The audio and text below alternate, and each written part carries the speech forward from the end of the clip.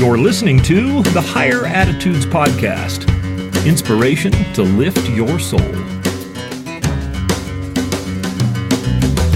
I don't know if you've heard in your congregation, but I know this phrase gets bounced around a lot in ours. We'll be talking about, well, what do we need to do to come to Christ? And people will invariably say, well, you just have to have a broken heart and a contrite spirit. Okay. That cliche has been bounced around in Sunday school like a basketball tossed back and forth without ever making a basket. What does it really mean?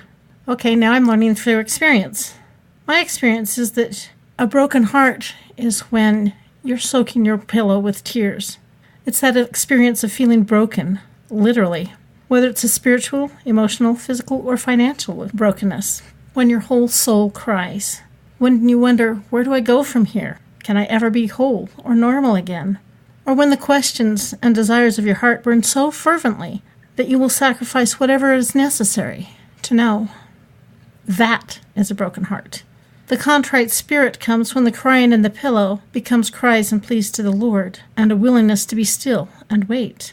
A modern translation of Hebrews 11:1 states that faith is the assurance of things hoped for, the evidence of things not seen. And I like that better than the original, which says that it's the substance of things hoped for, but the assurance of things hoped for, evidences of things not seen. And then the chapter continues to talk about Abraham and others with whom God had made covenants. And many of those promises were not realized until later in their lives, and others will not be completed until the return of the Savior. But those promises are still real, and the assurances and the hope are real. So what assurances of things hoped for are we waiting for? Are there things you believe are meant to be in your life but have not appeared? Nor do they seem to exist in the distant horizon? How do you respond? We just studied Job in Sunday school, and most of us are familiar with this story. All of his wealth, which included thousands of animals and much land, were destroyed in a day, along with all of his servants. That same day, all of his 10 children died. His wife and friends turned against him, calling him a sinner, telling him he must have done something horrible to deserve such a punishment, and they abandoned him. Left alone and broke, he even asked God what he had done to deserve all this, but his faith never wavered. Then he lived homeless under a tree, and to top it off, he had huge, very painful boils erupt all over in his entire body. He lost his health and absolutely everything. He asked the Lord to leave him alone because he'd had enough. He asked if he could die already so he could have some relief. He poured out his soul to God, asking for relief, understanding, healing, closure, help. He received promises that he would receive double what he had lost, but those promises weren't fulfilled right away. The rope preventing him from falling into oblivion was frayed with thin thread, yet he held on. He never cursed God, though he had many conversations with him trying to understand and seeking any kind of relief. He trusted God. He said in essence that even though his body would be eaten by maggots, he would still live to see God. He knew his God knew him and would give him everything he had lost and much more.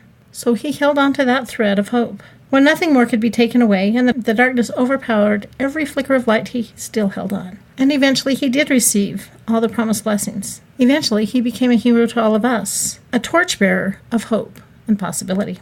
We are all going through our Job moments. Our souls are being tested to the very limit. And why? Because the Savior needs people prepared to meet him when he appears.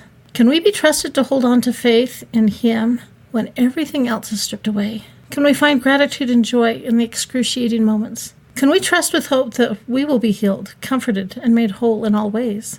We are the heroes that others are watching. They want to know where they can turn for hope.